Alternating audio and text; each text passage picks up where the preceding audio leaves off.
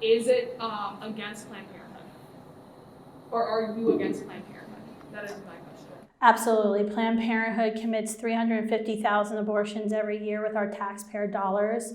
There's no other single entity in America that ends more lives every single day than Planned Parenthood. About 972 children every single day are ended inside of Planned Parenthood doors. So yes, I think Planned Parenthood, and that doesn't even go about the founding of Planned Parenthood. It was founded by eugenicists, racists, but yes, I think they should be ended.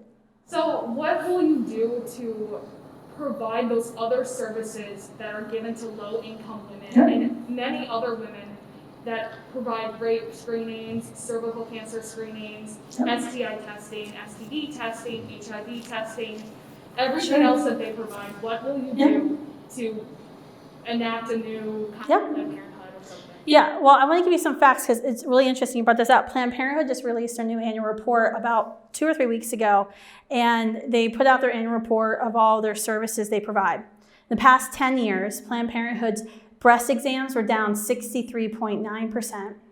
Their pap smear tests were down 64.5%. Their HPV vaccinations were down 7.3%. Their prenatal services, which are always very low anyway, were down 72.3%. The one number that was up, abortion, up by 7.7%. And there was a direct correlation with the number of tax dollars they've received in the past 10 years, along with the number of abortions. So I actually don't think we need Planned Parenthood. In fact, if every single Planned Parenthood would shut down tomorrow, my goal, every federally qualified health center that's called an FQHC that's already federally funded would only have to see 2 more patients per week to make up for the 2.1 million patients that Planned Parenthood has. Federally qualified health centers are already funded by the Department of Health and Human Services.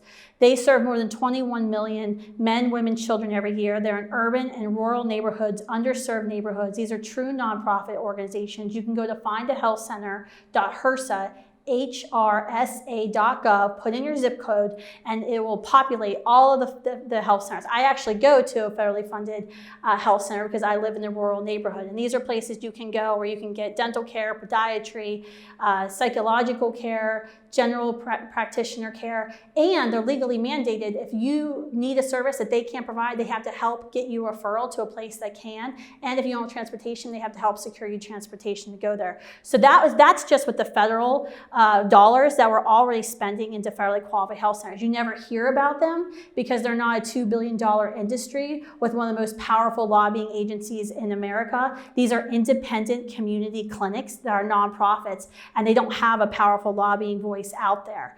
In fact, when we're on campuses, when we advocate against Planned Parenthood, why Planned Parenthood should be defunded and closed, we always put the resources at findahealthcenter.hrsa.gov. The other resources we always put out are optionline.org because there's more than 2,000 pregnancy, pro-life, anti-abortion pregnancy centers and maternity homes across the country that provide care for free for women in the country, and those are also available. So we're totally taken care of when Planned Parenthood shuts down.